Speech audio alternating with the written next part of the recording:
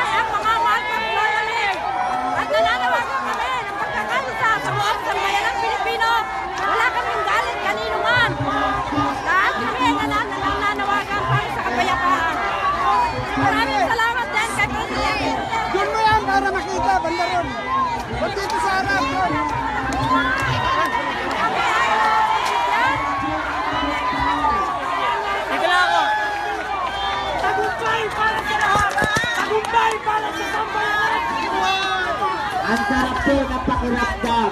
Ito po ay Nora, patak ng luha sa sobrang saya.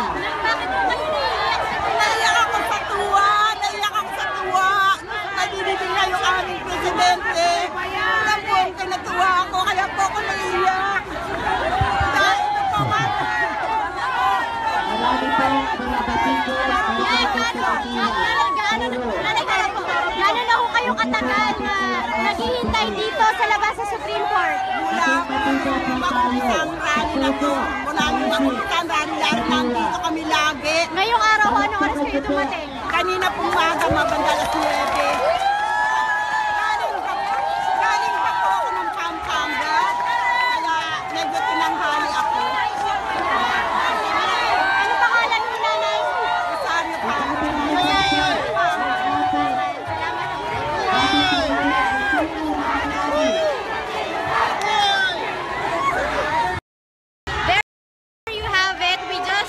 You've just seen some of the supporters of former President Marcos getting very emotional over the decision of the Supreme Court to allow a hero's burial for the former president. Now let's go to the anti-Marcos groups and let's see their reaction.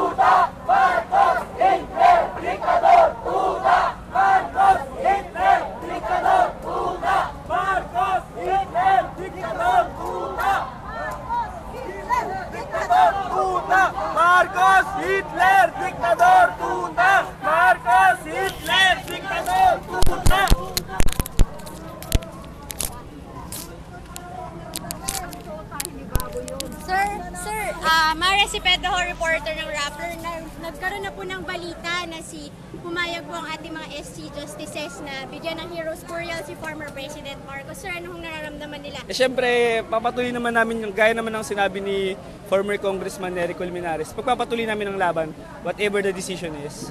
Kaya tuloy ang laban. Wala pa namang pagbabagong esensya sa lipunan eh. Kahit napatalsik ang mga Marcos nung panahon ng martial law, wala pa rin namang esensya na nagbabago. Kaya may martial law, wala. Ililibing man si Marcos o hindi sa libingin ng mga bayani, patuloy ang paglaban. Pinapakita lang naman na talagang merong kinakatigan itong mga SC Justices. No? Sinasabi niyo ba, sir, na na-politicize ang decision? Posible, pero wala ka sapat na evidence pero ma-influensya lang ang mga Marcos eh.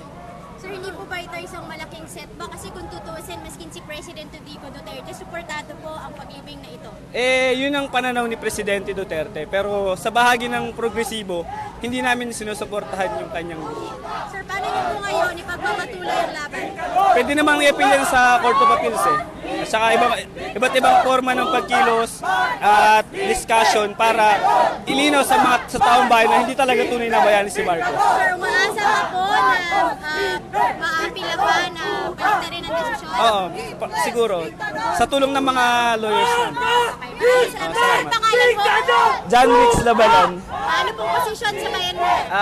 Organizer. Maraming salamat. Okay. You have it. You've just seen the reactions of both the pro and anti-Marcos groups in light of the news that the Supreme Court justices in a 9-5 decision voted in favor of a hero's burial for the late President Ferdinand Marcos. Now continue following Rappler as we give you live updates on the official announcement in a few minutes inside the Supreme Court, and we will also be giving you reports more on the reactions of both the anti and pro groups.